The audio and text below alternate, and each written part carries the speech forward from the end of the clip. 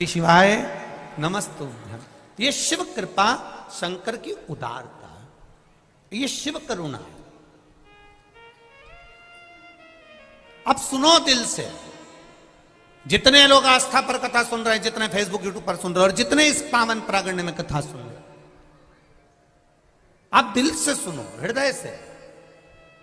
ये भी मत देखो कि कहां बैठे हो, बस जहां मौका मिल जाए, जहां जगह मिल जाए।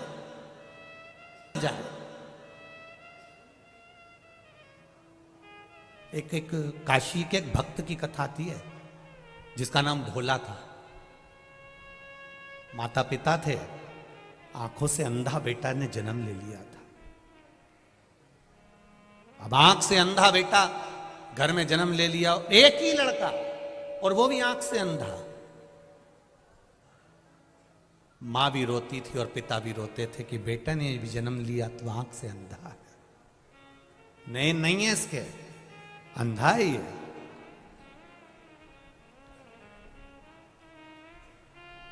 बेटे को जैसे तैसे माता पिता ने पाल पोस कर बड़ा करा।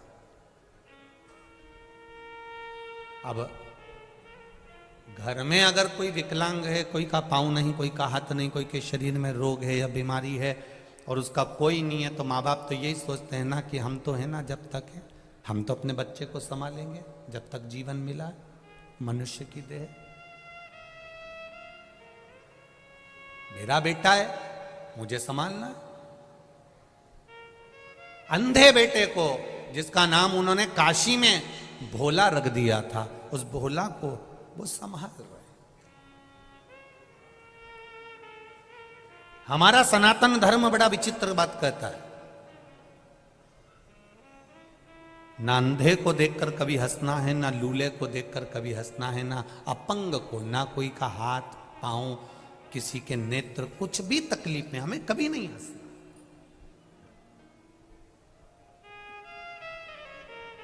क्योंकि आप भगवान से क्या मांगते हो? भगवान मुझे आनंद देना, बोलते हो कि नहीं बोलते? भगवान मुझे खूब खुशियां देना। तो भगवान मन में सोचता है, जब तुझे अंधे को देखकर इतनी खुशी हो रही है, लूलों को देखकर इतनी खुशी हो रही है, लंगड़े को देखकर इतनी खुशी हो रही है, तो भगवान भी सोचता है ये गिफ्ट क्यों ना मैं तुझे भी दे दूं, तू पूरी जिंदगी खुश रह ले। ना तो हमें किसी अंधे को देखकर हंसना है, ना किसी विकलांग को देखकर, ना किसी कमजोर को देखकर, ना कोई शरीर से बहुत मोटा है, बहुत तगड़ा है, हमें उसको देखकर भी नहीं हंसना। कोई बहुत दुबरा है, उसको देखकर भी हमें नहीं हंसना।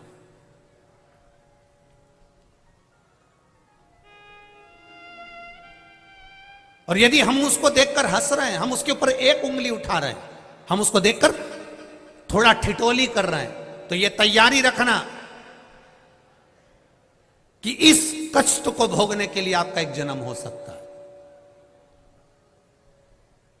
84 लाखवें नंबर की योनि है मनुष्य की।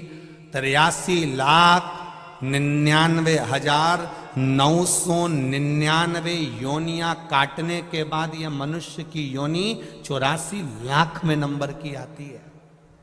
21,600 श्वास रोज प्रतिदिन इस शरीर से निकलती है।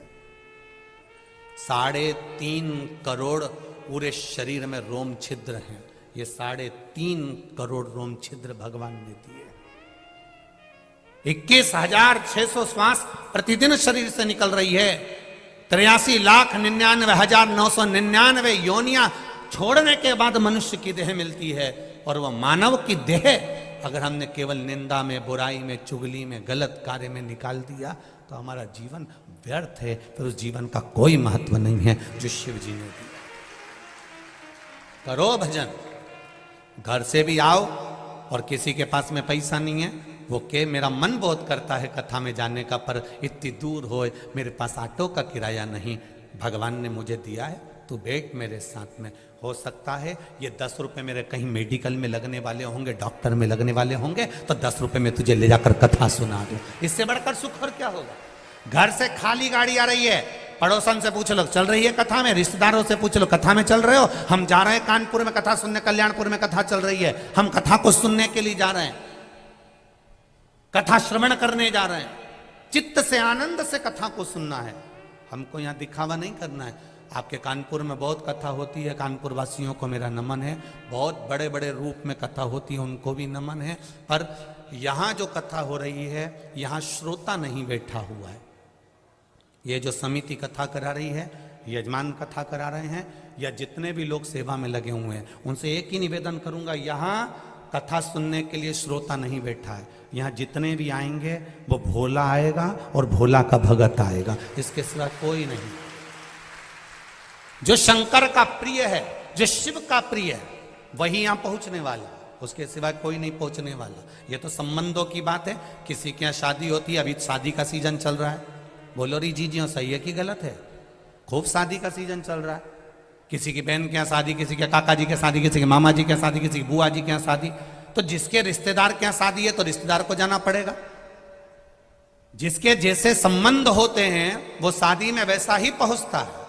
अब उनका संबंध वहां शादी में था तो वो शादी में चले गए। आपका संबंध महादेव से था इसलिए यहां आ गए। ये तो संबंधों की बात है।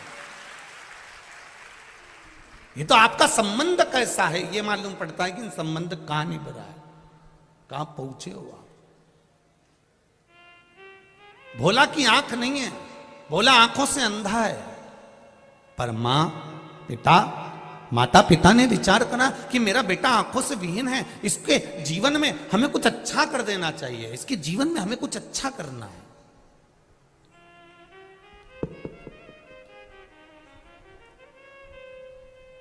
खूब अच्छा करने का प्रयास करो। एक आप सबसे निवेदन है, अपने बच्चों को, तुम्हारे पास में कितना पैसा है कभी अपने बच्चों को मत बताना। तुम्हारी अटैची में कितना सोना है कभी अपने बच्चों को मत बताना। तुम्हारे पास में कितनी प्रॉपर्टी है अपने बच्चों को मत बताना। पत्नी को भले बता देना, भाई बंधु को भले बता देना, मना नहीं, पर बच्चों को मत कहना कि तेरे बाप के पास में, तेरे पिता के पास में इतनी दौलत है। काय को चिंता करता है, काय को टेंशन लेता है। कभी नहीं कहना कि इतना धन, इतना वैभव, इतनी दौलत है।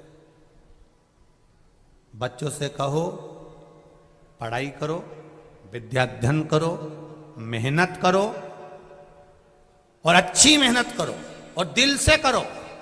और मेहनत कर कर तुम्हारे पिता ने जैसे कमाया है वैसा तुम कमाओ। बाप की जागीर पर कभी ऐश ना करना।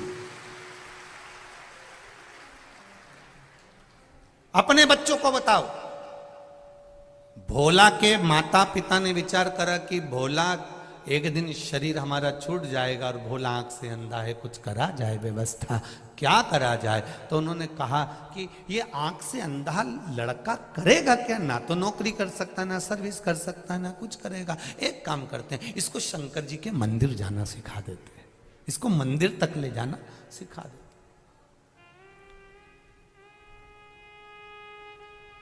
बस इतना बहुत है। वो भोला के माता पिता ने अपने बच्चे को मंदिर तक जाना सिखाया। आप में से कितनी माताएं बैठी हैं जो अपने बच्चे से रोज कहती हैं कि बेटा एक लोटा पानी भरकर मंदिर चले जाया कर। हाथ उठाओ जरा, सभी हो?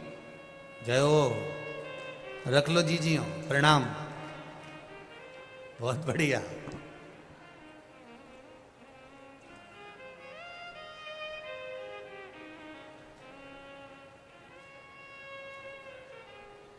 प्रणाम, आपको नमन।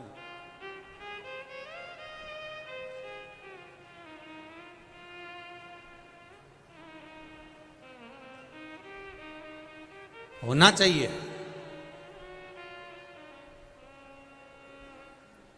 हम पहले भी कथा में कही और आज फिर कह रहे हैं, संसार में होने वाले क्राइम को, संसार में होने वाले जितने भी बुरे काम हैं, क्राइम है, इसको शासन कभी नहीं रोक सकता।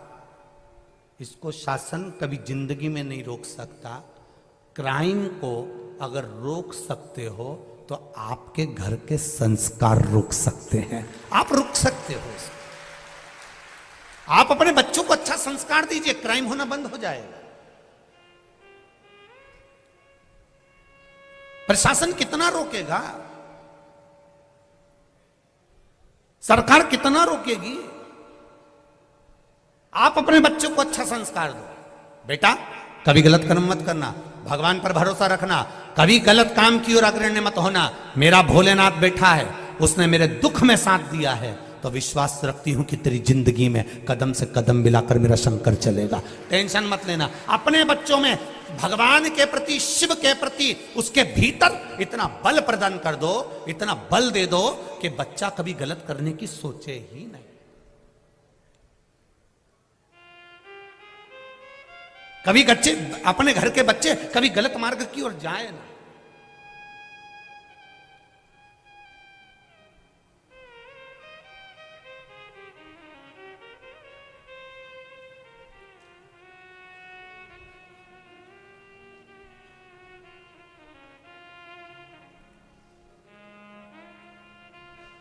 गलत मार्ग की ओर वो बच्चे प्रशस्त ना हो, आगे ना बढ़े।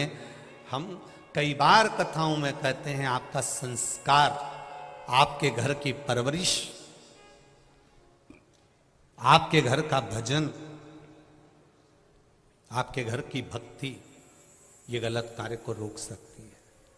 यहाँ इतनी माताएं बैठी हैं और इतने पुरुष बैठे हैं, इसमें 70-80 वाले तो बहुत कम हैं। ज़्यादातर जितनी भी माताएं और पुरुष वर्ग बैठे हुए हैं सब युवान बहुएं, बेटे, भाई बैठे हुए हैं, माताएं बैठी। क्योंकि बुजुर्ग माताओं को तो ये लगता है कि भाई महाराज कथा करने आए हैं, ढेर भीड़ हो रही होगी, पैदल भी खूब चलना पड़ता है, तो बुजुर्ग लोग कथा तक पहुंच नहीं पाते। वो कहते हैं हम आस्था पे ही सुन लेंगे, फेसबुक यूट्यूब पर ही सुन लेंगे। पर युवान जो बेटे हैं, बेटियां हैं, माताएं हैं, इनके मन में एक ललकता रहती है कि एक बार मैं शिव महापुराण की कथा शंकर भगवान की छत्र छाया में बैठकर सुनूं। क्योंकि जहां कथा होती है उसकी छत्र छाया में बैठकर कथा का रस तत्व ग्रहण करूं, ये इनके भीतर की जागरूकता करती। अब कहो,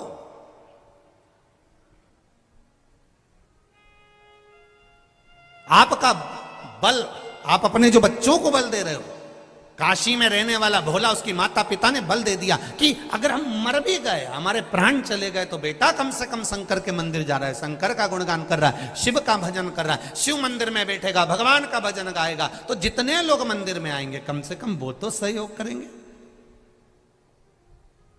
आप लोग जिस मंदिर में जल चढ़ाने जाती होगी ना, 2-4 महिलाओं की तो आपस में इतनी फ्रेंडशिप हो गई होगी, इतनी फ्रेंडशिप कि एक दूसरे के बिना रहे ही नहीं। और कहीं कहीं की तो यहाँ भी आई होगी तो ग्रुप में आई होगी, हम तो उस मंदिर वाले हैं, वो भी ग्रुप में बैठी होगी कि हम उस मंदिर वाले हैं, हम लोग वो कथा सुनने के लिए।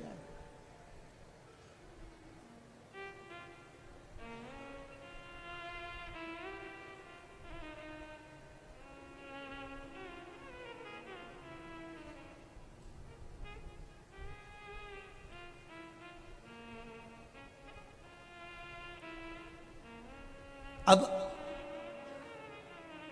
कम से कम मेरे बेटे को, शंकर भगवान के जितने मंदिर में आने वाले लोग हैं, वो मेरे पुत्र को देखेंगे, संभालेंगे।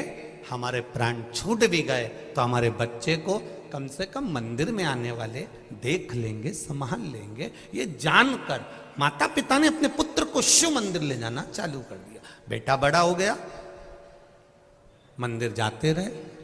एक दिन माता पिता ने अपने बच्चे से कहा कि हम पर गांव जा रहे हैं, वहां से आए, तब तक तुम शिव मंदिर में बैठना। माता पिता पर गांव निकल गए और दूसरे गांव से आ रहे थे तो कहीं एक्सीडेंट हो गया और दोनों माता पिता के प्राण छूट गए। भोला शिव मंदिर में बैठा हुआ है, उसकी भक्ति,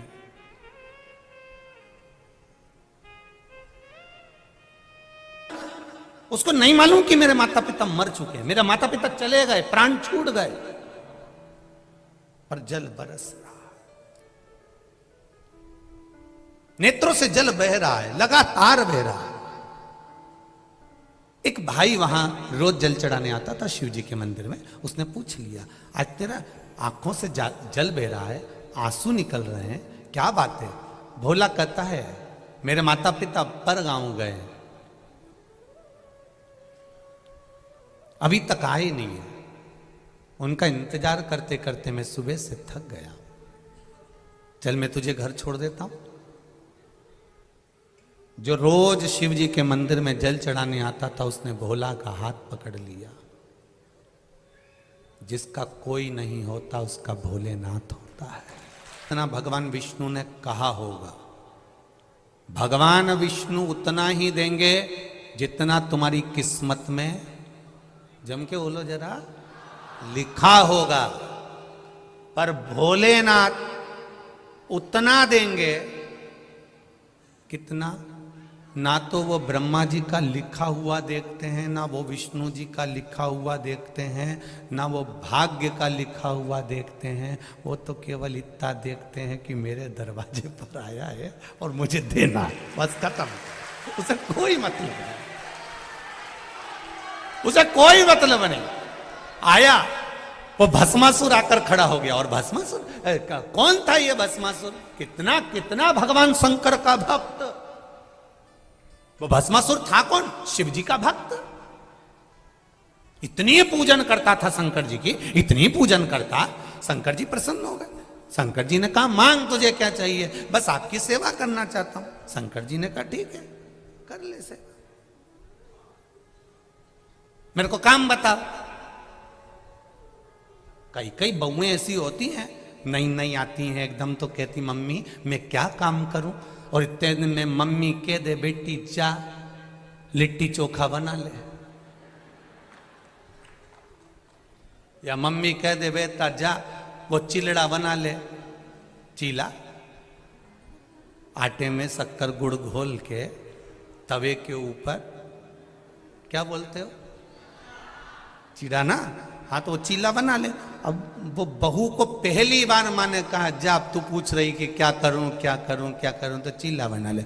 अब नई बहू और चीला बना के बता दे, गारंटी है। आप भी बना कर देखना, हमने तो कई बार प्रैक्टिकल करा है, बनता ही नहीं। पहला चीला तो बिगड़ता ही है, उसको कितना ही घी डाल दो और उसके बाद वो घोल डाल के फैला दो, फैलाने के बाद उसको जो खोचा होता है ना, उससे उसको बनाओ तो भेला हो जाए, ढेला, और फिर वो किसी काम का नहीं होता। तो नई नवेली बहू पूछती है माँ क्या बनाओ, और माँ बोल दे चीला बना ले, और इतने में बनाया वो तो ऐसा बन गया। उसने सोचा करूं क्या, तो उसने चूल्हे में ही डाल दिया। सास को खुशबू आई, क्या जल रहा है?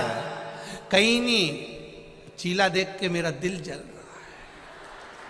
अब बोल तो सकती थी कि वो चीला जल गया, अब बोले तो बोले क्या?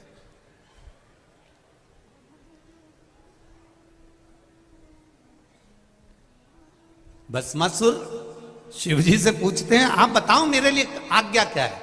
शंकर भगवान ने कहा क्या आज्ञा करूं तेरे को? नहीं, मेरे को कोई काम बताना पड़ेगा। नंदी को भी आपने काम दिया, भृंगी को भी काम दिया, सरंगी को भी काम दिया, सबको काम दिया, मुझको काम बताओ।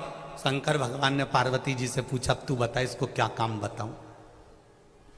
एक तो इसमें अक्कल नहीं है। शंकर भगवान जैसे ही बोले तो पार्वती जी बोलिए आपका भजन करने वाला जितना भी है, शंकर भगवान, रावण, कंस, जितने देखो शिव जी के भगत, तुम देखना तुम्हारे कानपुर के किसी मंदिर में जाकर बैठना, थोड़ी देर जल चढ़ा रही है, इतनी देर में पीछे से कहीं का गया और चिल्ला के हार हार। अब सिर पे पल्लू रखी तो पहले पलट के देखी है कौन है, ऐसा भयंकर चिल्लाया। तो अब इसको थोड़ी बहुत अकल होती तो कोई पूजन कर रहा बेचारा घबरा जाएगा, डर जाएगा, चिल्ला चढ़ाया। अब भस्मासुर बोले मुझे सेवा बताओ। शंकर जी ने पार्वती से पूछा अब तुम बताओ क्या सेवा दूं? पार्वती जी बोली बहुत सारी सेवाएं, तुम्हारी सेवा में कमी है क्या? इसको कह दो कि मुझे रोज शमशान की राख चाहिए शरीर पे लगाने के लिए, लाए। शिव जी ने कहा सुन भस्मासुर, मेरे शरीर पे लगाने के लिए रोज मुझे ताजी शमशान की राख चाहिए, जा लेकर आ। भस्मासुर ने कहा मेरे को कोई काम मिल गया, इससे बढ़कर कुछ भी नहीं चाहिए। अब आपने काम बता दिया, अब मैं करूंगा। और भस्मासुर रोज जाता, शमशान की राख लेकर आता। उसकी पत्नी पूछती कहाँ जा रहे हो? शमशान की राख लेने जा रहा हूं, शिव जी की सेवा के लिए। रोज जाता, रोज राख लाता। एक बार राख लेने गया तो राख ही नहीं मिली, सब दूर शमशान शमशान घूमता फिरा। कानपुर भी आया था, नहीं मिला, अभी नहीं मिला, सब दूर घूमा और राखी नहीं मिली। शिव जी ने कहा तू मेरे लिए शमशान की राख नहीं लाया? भोलेनाथ मेरे सब दूर ढूंढी, नहीं मिल रही, अब क्या करूं? इतने में इसने अपनी पत्नी से पूछा मेरे भोलेनाथ जी के लिए शमशान की राख नहीं मिल रही है, मुर्दे ही नहीं आ रहे हैं, अब क्या करूं? अब तो मुझे मेरा शरीर जलाना पड़ेगा और अपनी राख शिव जी को देना पड़ेगी। इतने में पत्नी बड़ी चतुर थी, उसने कहा तुम अपनी क्यों शरीर जला रहे हो? शंकर तो ओघड़ दानी है, तुम कितने शमशान घूम के राख इकट्ठी करोगे? उससे अच्छा है अपनी खुद की फैक्ट्री खोलो, खुद की फैक्ट्री खोलो। उन्होंने कहा अपनी फैक्ट्री कैसे? शंकर जी से आशीर्वाद ले लो कि जिस पे हाथ रखो वही भस्म हो जाए, राख तैयार, तुरंत तैयार। और राख तैयार तो शिव जी के पास ले जाना, अपनी फैक्ट्री खोलो। पति भस्मासुर ने अपनी पत्नी से कहा क्या अक्ल दी तूने, कितनी जोरदार, अब नहीं छोड़ूंगा। तो हो गई। अपना कुछ काम चालू करो। अब वो कहकर भस्मासुर गया। भोलेनाथ, शिव जी ने पूछा क्या हुआ? मुझे वर चाहिए। शंकर जी ने कहा क्या वर चाहिए? मैं शमशान की भस्म ढूंढ ढूंढ के थक गया, नहीं मिलती है, आपके लिए रोज लाना पड़ती है। मैं अब चाहता हूं कि मुझे वर दो, मैं जिस पे हाथ रखूं वही भस्म हो जाए, तुरंत ताजी भस्म ला के रोज दे दूंगा। अब शंकर भगवान ने भी नहीं सोचा, भोला का भोला नाथ, उनने कह दिया तथास्तु। ये घर गया, पत्नी से कहा मुझे वर मिल गया, जिस पे हाथ रखेगा वो भस्म हो जाएगा। पत्नी बोली मैं भी आई, खिड़की में जाके खड़ी हो गई। पत्नी ने कहा तुम मेरे पास में आए हो, आने से पहले तुम्हें एक बार प्रैक्टिकल तो कर लेना था। क्या? शंकर भगवान ने वर दिया है, कोई भरोसा नहीं है। शिव जी ने वर दिया, कोई भरोसा से ही आया। इसका पांव रखते से ही मालूम पड़ गया शंकर जी के कि भस्मासुर आया। कोई कोई बहू जब सास के कमरे में आती है या कमरे से निकलकर सामने से जाती है तो सास समझ जाती है कि बड़ी है कि मंजली है कि संजली है। उतने में समझ जाती है उसके पांव की धमक से। कहीं कहीं की तो ऐसी चले कि दो चार सामान गिराती गिराती जाए, और कहीं की ऐसी चले कि बच्चा उनका चिमटा चिमटी खोलती जाए, और कहीं कहीं की ऐसी चले कि पीती खाती चले। तो ये तो सास को तो मालूम है कि ये कौन सी जा रही है, उसको अंदाजा। अब भस्मासुर आया, शिव जी की आंख खुल गई। भस्मासुर से पूछा तू क्यों आया वापिस? प्रभु मैं आपके ऊपर हाथ रख के देखना चाहता हूं कि मेरे को तुमने जो आशीर्वाद दिया वो सही है कि गलत है। शंकर भगवान थोड़ा पीछे हटे, दादा रुक,